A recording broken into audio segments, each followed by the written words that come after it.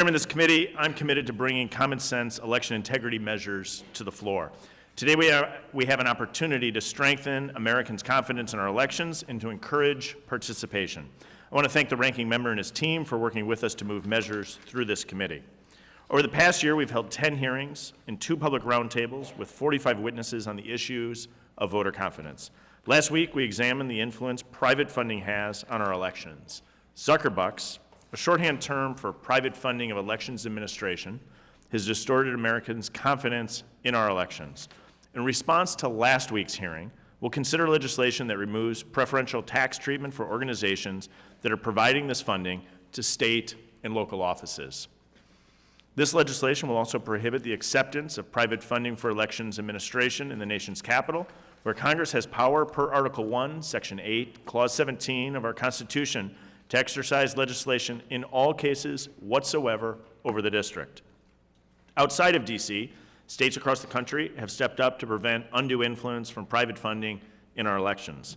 Today, we can move one step further by passing the End Zuckerbucks Act of 2024. Earlier this week, I spoke with local election officials who are gearing up for the next election. Secure elections require proper administration.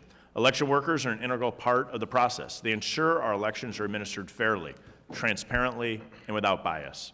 Next, we'll also consider legislation that allows states to give a hiring preference to veterans and Americans with disabilities who are willing to serve as poll workers. I thank Mike Garcia of California for sponsoring this legislation, which is a component of the bill of the American Confidence in Elections Act. Veterans have served our nation with distinction and commitment, and many are focused on continuing to serve our country. We want to recognize the important public service given by those Americans with disabilities. We must find ways to encourage more Americans to become poll workers, as our elections wouldn't run smoothly without local and state election officials stepping up to serve their communities. I look forward to seeing Mr. Garcia's common sense bill passed today to support our veterans and Americans with disabilities. Lastly, we'll consider legislation to increase transparency in our elections. Since 2000, Congress has worked to require the FEC to make electronic filing mandatory for most political committees and other persons. However, these electronic filing requirements have not yet been expanded to cover electioneering communication reports. The bill we will consider today makes electronic filing mandatory for entities reporting more than $50,000 in electioneering communications in a calendar year.